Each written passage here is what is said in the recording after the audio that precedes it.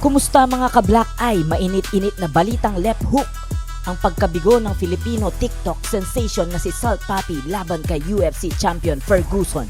Talakayin natin yan. Pero bago yan, huwag kalimutang mag-like, mag-subscribe para updated ka sa mga nagbabagang balitang galing sa banga. Sa simula ng laban, agresibo si Salt Papi gamit ang kanyang bilis at counter-punching upang makalamang sa unang dalawang round. Ngunit sa ikatlong round, bumawi si Ferguson, isang dating UFC interim lightweight champion, at pinwersa si Salt Papi sa lubid kung saan siya binigyan ng sunod-sunod na mabibigat na suntok.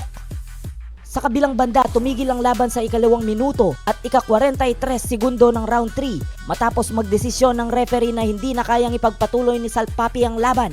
Sa pagkapanalo ni Ferguson ay opisyal na naging Misfits Boxing Interim Middleweight Champion na siya ngayon at tinapos ang kanyang 6 na taong losing streak sa MMA. Bagamat natalo, ipinakita ni Salt Papi ang kanyang tapang at determinasyon sa laban. Sa post-fight interview, sinabi niyang, "Hindi ito ang resulta na gusto ko, pero saludo ako kay Tony. Babangon ako, mas malakas." Isang emosyonal na gabi para sa parehong kampo at isang paalala na sa mundo ng boxing, kahit ang mga talunan ay may pagkakataong bumangon muli.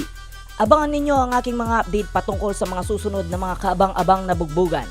I-comment ninyo ang inyong opinion. Don't forget to like and subscribe for more updates. Bakbaka na!